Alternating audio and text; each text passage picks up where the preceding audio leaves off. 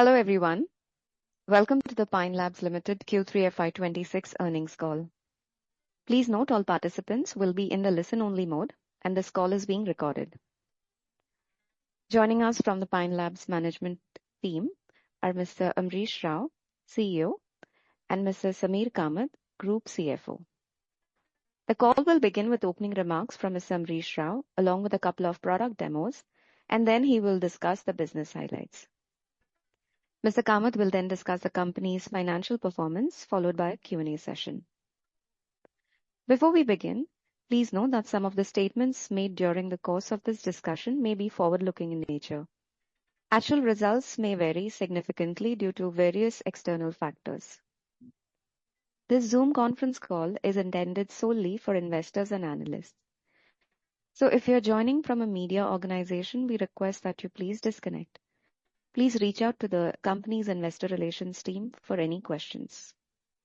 With that, I hand over the call to Mr. Rao. Over to you, sir. Thank you very much, everybody. Thank you for joining us on this Q3 earnings call. Look forward to a good conversation. As I start off and as I had promised in the last earnings call, what I would like to do is I'm going to focus on what Pine Labs does and some of the products and services that Pine Labs is innovating, building, and taking out to the market. I've got two product demos for you, one for 2 minutes, the other for 1 minute. But I do want to take you through that. Let me talk about the first one. If some of you have been following Blinkit, you would get to see yesterday Albinder tweeted that on Blinkit, you can go and buy a card which is called Bharat Yatra. Bharat Yatra is a national mobility card entirely powered by Pine Labs platform for prepaid services. You could go to Blinkit, you could go to Zepto, Flipkart, or for that matter, you could actually go to any of the metros and you could buy that card, load money on it. And then we built a really cool technology where money could get transported from your mobile app onto the card and you could do transactions. What that does is you don't need to go to a ticketing counter. You can just simply use the card, tap, and complete the transaction. That's the video that we are going to show you. The person running it runs our prepaid business today on the sales side, and that is Sam. Ritesh, if you can just start the video, please.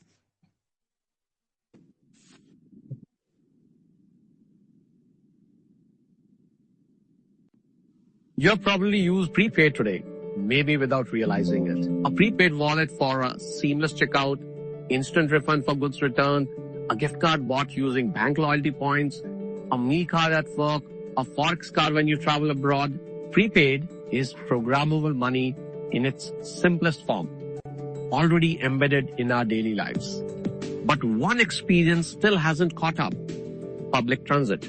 What should be a quick ride often starts with waiting. That's why Government of India introduced National Common Mobility Card, a common payment infrastructure for public travel across the country. So the question became simple. How do you make this infra usable every day for millions of Indians?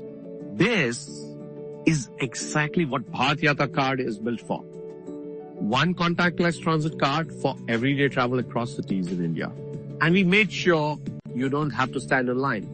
Not to buy the card, not to recharge it, not while you travel. You can even get it delivered to your doorstep in minutes via all major quick commerce apps like Blinkit and Zepto. Once you have the card, setup is real quick. Let me just show you. You open the Bharat Yatra app, link your card, activate with your mobile number, loan money using any UPI app, and the money is added. And now watch this. Just tap your card, your balance updates instantaneously through NFC on your Android phone. No counters, no machines, no waiting. You're ready to travel with just a tap. Pine Labs Bharat Yatra. This is daily commute simplified for Bharat.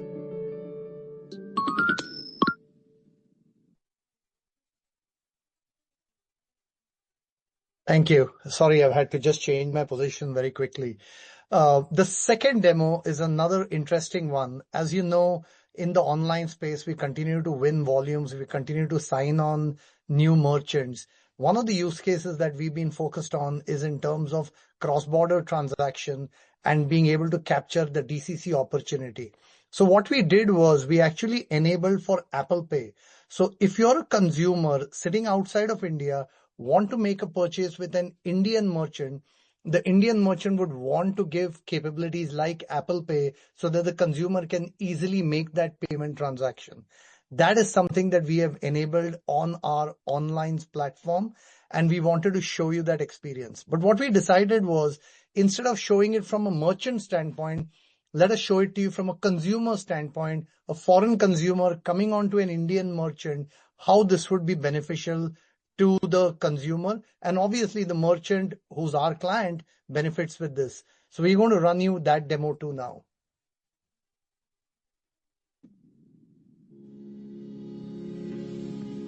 I live in Singapore and was planning a trip to India.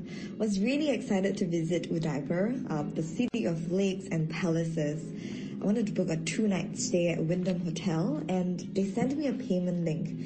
And here's the thing. Normally with international payments, I would worry about whether OTP would be arriving, whether the cards will be working, and whether the site is even trustworthy in the first place.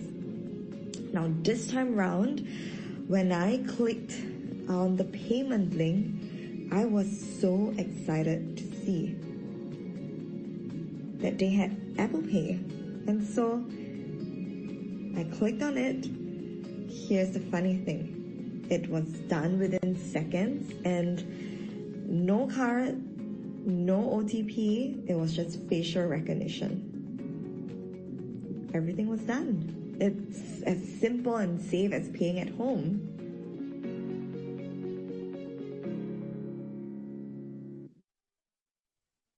So these are two of the products which I wanted to show you today. Every one of these earning release, we will carry some products that we would want to show to you. With that, I will just move on to the earnings release and the document that we sent out earlier in the day. Ritesh, would you be presenting? Yeah.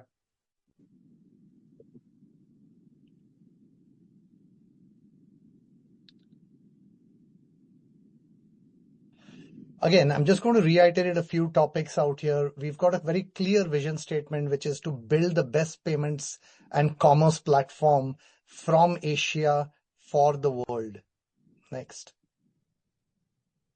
I also wanted to take this opportunity to again remind everybody that Pine Labs is a multi-product business.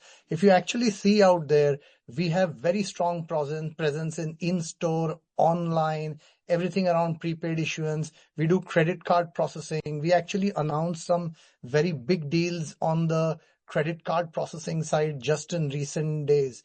But as a company, we want to be a multi-product company. Second, we also want to be a multi-segment company. So if you look at our revenues and the breakdown of our revenues, we have revenues coming from all the three stakeholders, that is merchants, or banks and financial institutions, and at the end of the day, corporates and brands. And finally, we don't want to be just India-centric. We continue to invest heavily to take our products into global markets. We are showing some very good win. So we do want to be a very broad fintech player. If you see what Stripe is doing, what Adyen is doing, a very similar playbook is being followed here in Pine Labs, and that's what makes us unique.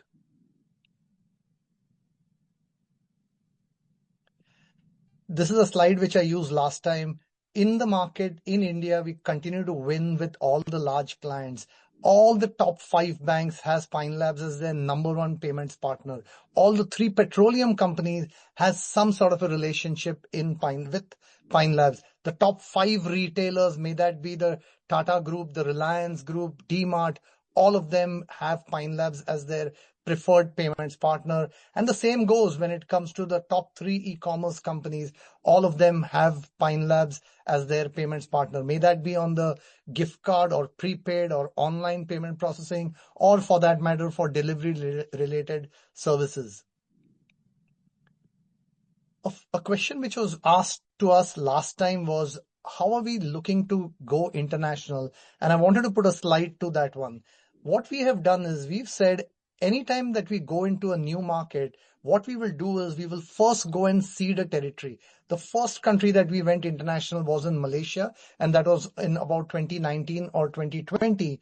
There, what we did was we first partnered with CIMB. We had a software-led deal with them. It was a fairly large deal, but over a period of time, we have actually expanded our presence in the Malaysian market. Now we work with 11 bank issuers in Malaysia. We've got tens of thousands of POS machines deployed in the Malaysian market. That business has been continuing to grow at about 40%.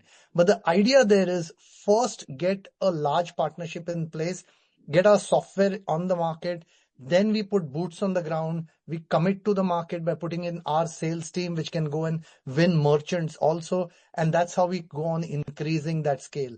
We started with Malaysia. We've also gone into the Singaporean markets, and also we are now present in the Middle East markets. We are currently present in almost 20 countries around the world. And just reminding everybody in terms of financials in the international markets only, and that's what you have there at the bottom.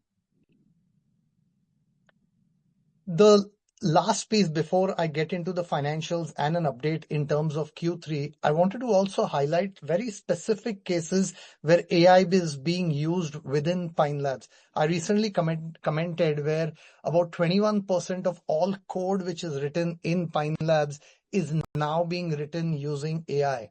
But where is this being applied? These are the 6-7 areas where this AI is being applied. And that's really trying to create new products. Next time, maybe I'll show you a demo which is related to payments in AI. Second, purely from sales effectiveness, we started to use AI. When it comes to merchant and transaction fraud prevention, we've already brought AI in out there. On the operational efficiency side, which is a very easy area, what we've done is we've actually opened up the data related to all our SOPs, our product information, and the classic tickets that we get to see, and we have entirely automated using AI. So these are very real use cases that we are doing using AI today, and that is ensuring that we really don't need to scale in terms of hiring more engineers. Again, I'm very clear at this point of time, we've got enough engineering talent within the company. I don't see Pine Labs increasing the number of engineers going forward. If any, it could actually go down, but surely not increase. Coming to the financials, in Q3, I think we had just a powerful quarter. This is the second time I'm going to say this. I think we crushed it in Q3. Q3 obviously was a quarter which has a lot of festivities in it. But even within that, I thought Pine Labs' performance was very, very strong. One very important fact to share with all of you is in the Q3 quarter, our technology platforms have to remain up at all points of time, and we literally can't afford a 1-minute downtime. May that be in the offline platforms, online platforms, on the prepaid platforms, or for that matter on the BBPS and the bill payments infrastructure. And that's what we delivered. We did not even have 1 minute of downtime. Second, all the major merchants and all the major brands continued to use almost 85% of their transaction throughput on the Pine Labs platform. So that was extremely strong. All of the various services that we drive on top of our platforms, and may that be in terms of affordability or in terms of DCC, or for that matter, anything which is related to offers, that continue to perform extremely well. We've given some more information about that in the rest of the deck, but I can tell you that we had one of the best Q3s in Pine Labs history. And that meant that we actually came in with about 744 crores of revenues, which was about 23-24% in terms of year-on-year growth. The contribution margin came in at about 551 crores. I think I explained this to you earlier. I'm a firm believer that you run your business from a contribution margin standpoint, and that's the one that I tend to focus on, because from the contribution margin, your EBITDA gets played out. And again, I'm going to reiterate that later on in our presentation. On an adjusted EBITDA basis, we came in at about 171 crores, adjusted only for the ESOP costs. And the PAT came in at about 42 crores. There, obviously, we had to consider for some of the impact related to the recent labor law. Now, while these are numbers and Sameer will go into it detail, I just wanted to give you a flavor of what is happening in the market. In the market, what we are getting to see is that a lot of merchants are coming up with complex payment requirements. A lot of merchants have started to ask for various services over and above the payments platform that we have built. And our solution is best fitted to deliver this in the fastest possible manner. That is point number one. Point number two, what we are getting to see is consumers using prepaid cards and prepaid instruments and storing currency on those prepaid instruments continues to rise. And that means number of transactions are also continuing to increase. And we are getting to see this not just in terms of gift cards and closed loop prepaid, but also in terms of open loop prepaid. May that be in terms of Forex prepaid or for that matter, credit card processing, or what I just explained to you when it comes to the Bharat Yatra product. And again, our responsibility is to capture all of that into the financials and obviously bring it down to the PAT line. The other piece which I do want to share is we continue to get some very significant wins. Recently we announced a deal with Vio Bank. Vio Bank is the fastest growing digital bank in all of Middle East, and arguably is one of the fastest growing digital banks anywhere in the world. They actually wanted to bring in a next generation modern payments platform. They went through a very deep evaluation process. We competed with global companies on that front, and we actually ended up winning there. Just today, coincidentally, along with our earnings release, in the morning we announced another deal in Sri Lanka, where a card issuing platform has decided to go with us, and we will be actually doing all of the payment processing for them too. So through the Q3 process, we continue to win deals. Now, unlike these other companies where order value and revenue value, there is a direct correlationship. We charge by the transaction. We don't charge by the project. Once the client comes on board, as the transactions go on building, we end up making more money. That's the philosophy that we have captured. We brought in almost about 120 new brands in Q3 onto our platforms. May that be in terms of offers, affordability, or for that matter, anything related to prepaid services. So our payments platform continues to win. One important point I do want to talk about, which is not directly linked to the revenues of the business, is we ended up processing about $51 billion of payment volumes on our platform. So that takes us past the 200 billion number when it comes to transaction processing on our platforms. With this, what I'm going to do is I'm going to hand it over to Sameer, and Sameer will go deeper into the numbers. Thank you, Amrish, and welcome everyone to our Q3 earnings call. As Amrish said, that typically Q3 is a strong quarter for us, and we have come out with stellar set of numbers given the seasonal impact, etc. Coming to the next slide on revenue, as you can see clearly over the last year-on-year basis, we reported a revenue of 744 crores, which is a growth of 24% over 600 crores we reported a year back. This has been healthily contributed by all our business segments. We report our business broadly into two segments: the digital payments business, which includes in-store, the online business, the value-added services, including affordability, and the fintech infrastructure business. And the second line of business, which is issuance, which is the card business, the demo which you saw in the first demo we saw during the day. I think across both these businesses, we have reported healthy growth rate. Our digital business grew by about 16%, and our issuance business grew to about 42%, contributing to an overall growth of about 24%. The contribution margin has been in a steady state of about 76% on a 9-month basis. The marginal fluctuation between the quarters you see is largely because of sometimes the mix change you see between the issuance business and the digital payments business. Our digital payments business typically works at about an 82% gross margin, given that there is very little direct cost involved with that business other than certain connectivity costs, etc.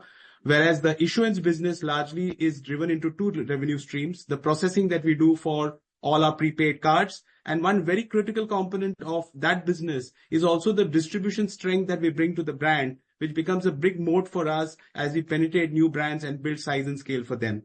The contribution margins typically of the distribution business, which is a critical moat for us, is lower than that of the processing business because there are partners involved, including resellers, the marketplaces where we list some of the products, and therefore a mix change causes some bit of variations between the quarters. But on a steady state basis for 9 months, we are at about 76%, which is in line with our 76 to 78% guided growth rate. So our contribution margin has also shown a healthy growth rate at about 551 crores of contribution margin. Ritesh, go to the next slide. As we had indicated in our earlier presentations as well, we believe that there's significant operating leverage and scale in our business. Every incremental 100 rupees of contribution will translate between 50 to 60 rupees of adjusted EBITDA, and a flow through to PAT will also be similar. At PBT will also be of a similar nature, about 40 to 45%. I think that's held true for this quarter as well. We have seen margins expand from about 16% a year back to about 23% as we had guided earlier as well. I think this is contributed by a robust top line growth, effective cost management and operating scale that we have seen in our businesses. We believe these margins are sustainable going forward as well. And this has translated into a significant flow through to our PAT as well. We had reported 2 quarters of positive PAT for this financial year in Q1 and Q2 at about 5 and 6 crores respectively. However, this flow through has come through with a 42 crore PAT for this quarter. This is after factoring in the 12 crore exceptional item adjustment, as Amrish said, for the labor code reforms that came in. Had it not been for that one-time impact that we have taken, our reported PAT would have been close to about 52 crores. This is a swing of about almost 100 crores on a year-on-year basis, giving a sense of size, scale, and change that we are seeing with the operating leverage kick in. Going a little deeper into where the operating leverage comes from, I think we have been able, as Amrish said, we are fairly well staffed, and I think now it's about sweating the workforce and delivering the throughput through technology, AI, and some of the other initiatives we spoke about earlier on. Our headcount has marginally gone up by about 6%, and with the same headcount and more or less, I think the wage inflation which has come in, I think our people costs have grown at about 6 to 8%, which has translated into a significant operating leverage. From about 42% to top line 2 years back, we have shown a steady operating leverage kick in here. We were about 37% same time last year, and this year we have come to about 31%. I think a steady state of about 34-35% is what one should expect through the year, given that Q3 was a strong quarter. So that's one big operating leverage that has played out in the adjusted EBITDA change that you see from about an 18-19% in the earlier 2 quarters to about 23% that we have reported in this quarter. Likewise, as Amrish said, ESOPs is something we show below the adjusted EBITDA line item before PBT. Philosophically, as we went into the public market space, one big change we have brought about is that new issuances of ESOPs will always happen at closer to FMV. And I think that has translated into a more reasonable P&L impact as far as ESOPs cost is concerned. Adjusted for a one-time reversal that was there in Q3 of last year, 2 years back, we are seeing the ESOPs cost both in absolute terms and as a percentage to top line show a steady decline. We are currently at about 4% to top line with a ESOPs cost of about 31 crores, and that's a number which will steadily start creeping down both in absolute sense and as a percentage to top line, which results in a better flow through from adjusted EBITDA to PBT. As we had indicated earlier, as our businesses build scale, technology will be a big driver. We have been making a conscious effort to make our business asset light, which means sometimes directly selling devices to the merchants or to the large banking partners that we have. This makes our balance sheet asset light, while it may have a short-term impact in terms of the gross realizations as far as the payments business is concerned.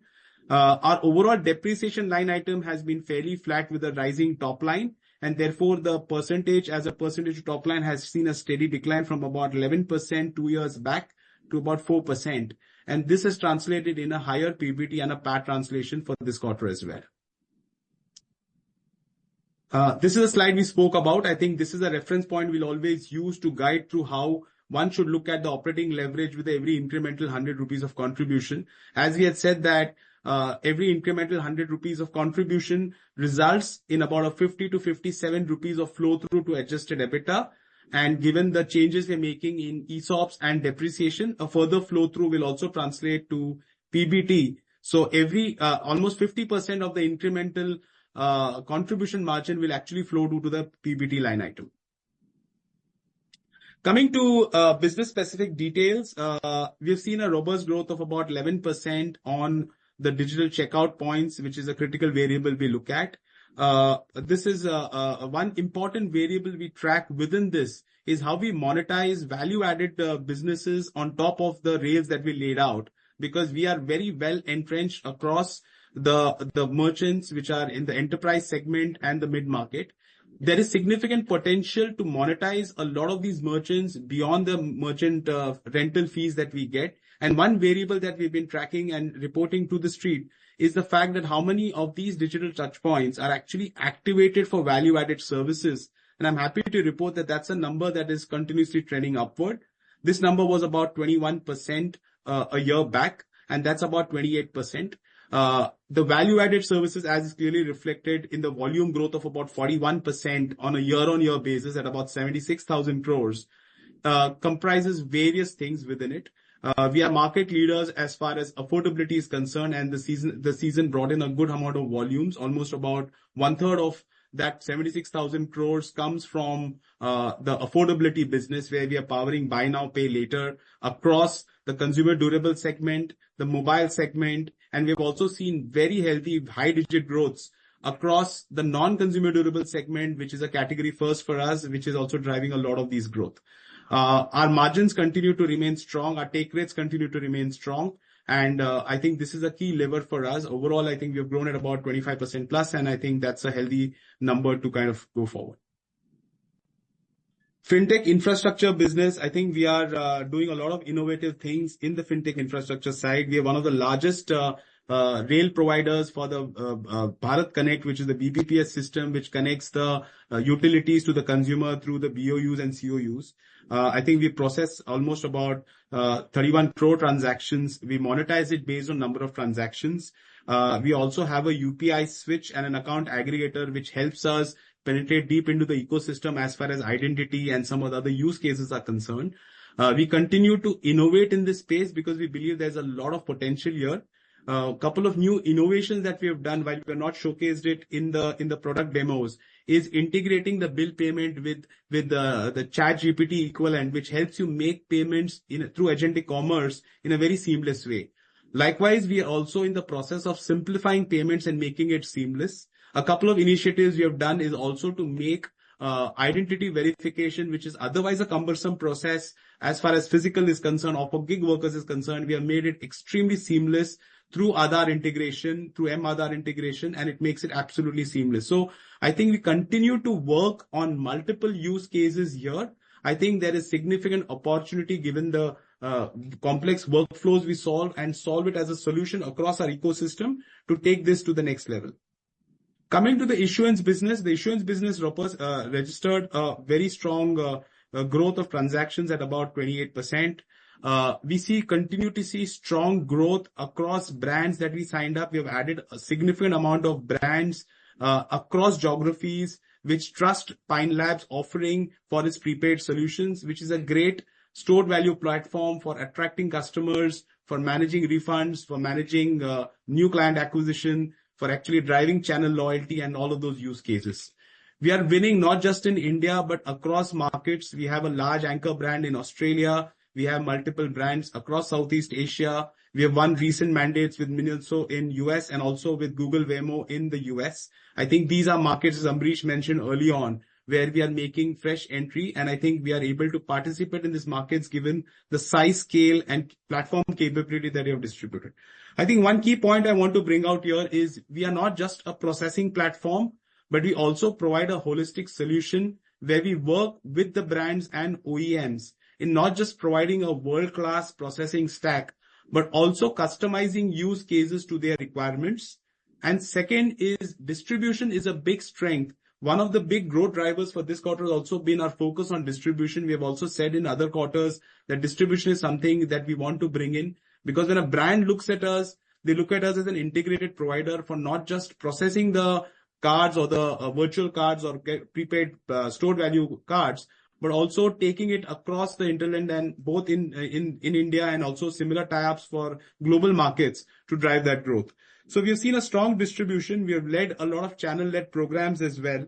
And across both India and overseas, we have seen strong revenue growth of upward of 40%. I think that's where we are as far as the issuance business is concerned. I'll take a pause here. I think we have broadly covered the broad highlights of the business. We have covered some of the key aspects that have driven this quarter's performance. Our business remains to be extremely robust, strong. Our cash flows remain strong. We have seen there will always be, given the nature of our business where we process GTV as an account aggregator, we will see some seasonal volatility as far as cash flows are concerned. But on a steady state basis, I think we have guided earlier as well when we came out with our RHP that roughly 15 to 16% of our net working capital top line is a guided view we should take. I'll pause here. Happy to take questions and any other queries that you had regarding our Q3 performance. Thank you very much, sir. Ladies and gentlemen, we will now begin the question and answer session. Anyone who wishes to ask a question may click on the raise hand icon from the bottom toolbar of your screen. The operator will announce your turn in the queue. We will wait for a moment while the question queue assembles. Ladies and gentlemen, if you wish to ask a question, you may click on the raise hand icon.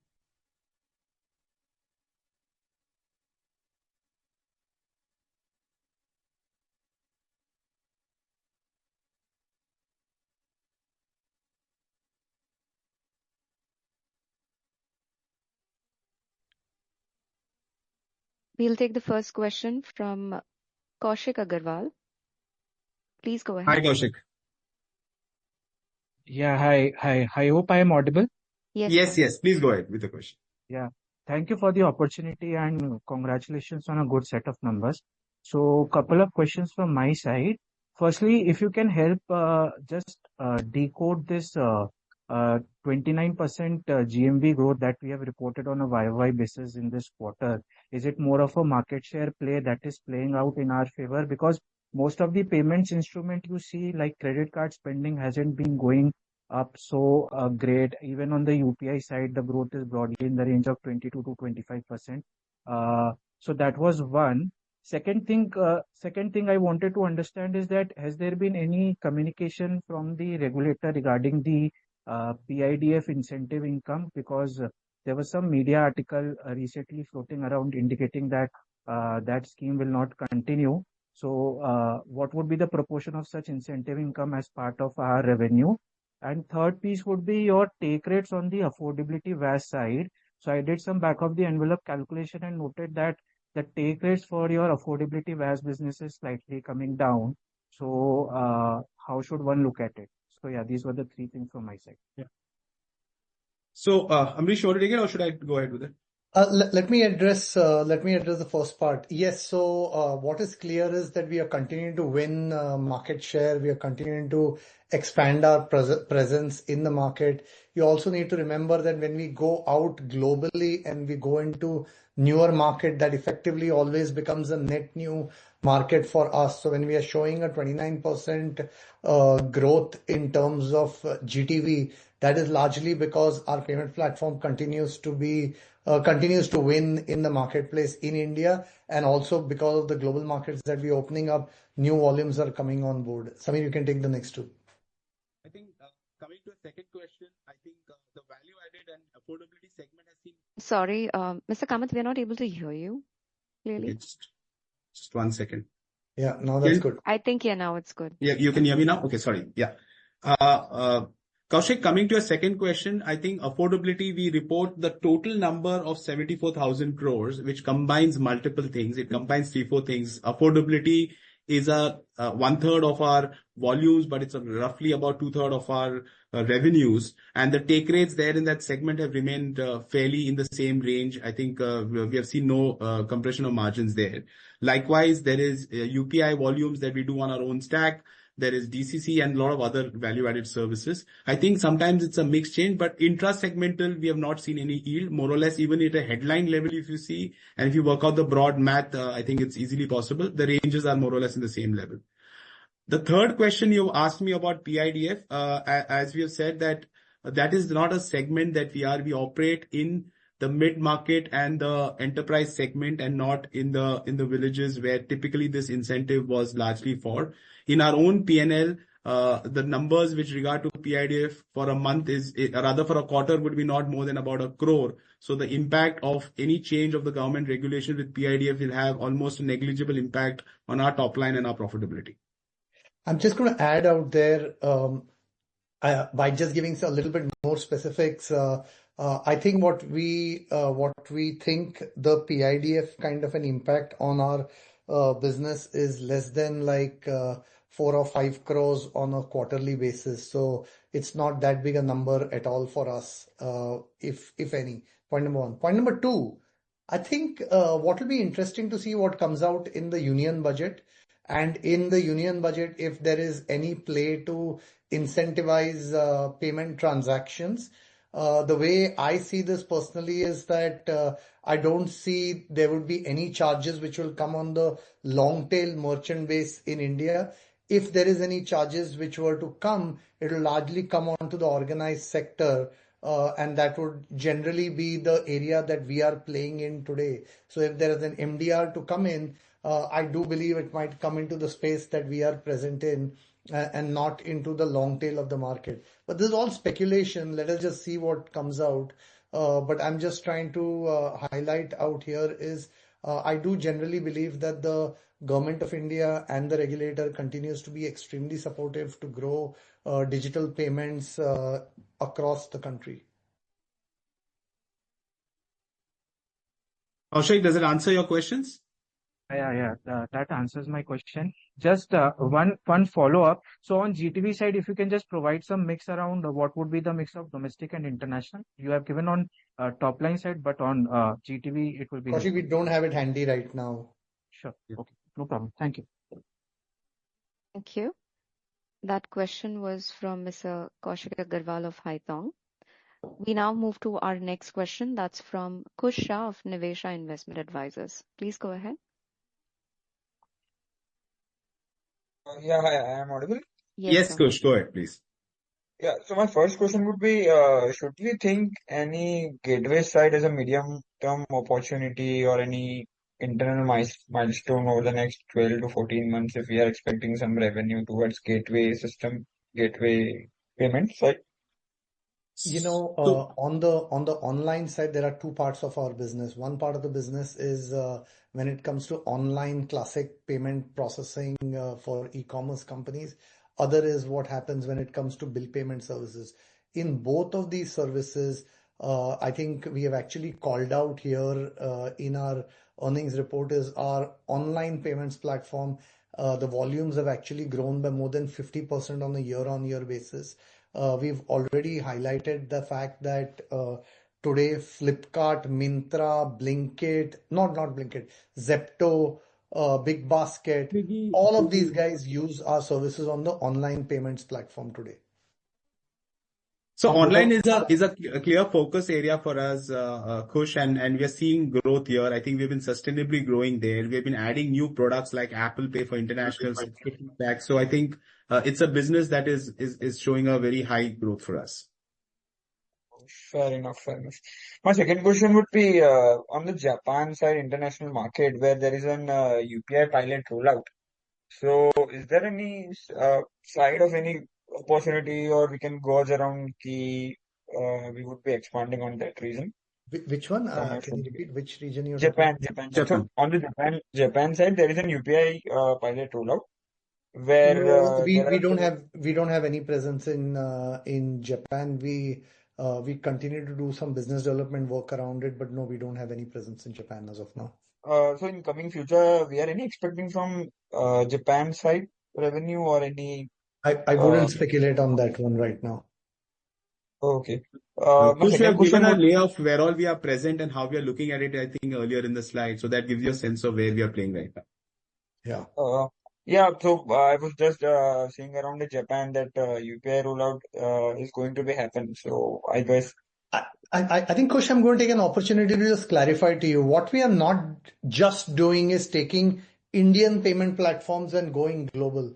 We are actually going into global markets, their own unique payment system. So, for example, when it comes to Malaysia, Malaysia has their own real-time payments infrastructure. Singapore has its own real-time infrastructure called PayNow. And in UAE, there is a real-time payments infrastructure which is called ANI. We power all of those payment transactions. So our approach to it is that we want to be a full stack payments provider in that market. So it's not just that we are following what UPI does and which countries UPI is going to. Okay. Okay. My third question would be from a long-term perspective, how does we access the structural opportunity in the gifting and a prepaid instrument ecosystem in India, as there is not a proper market size to gauge that how big is the market around the gifting side?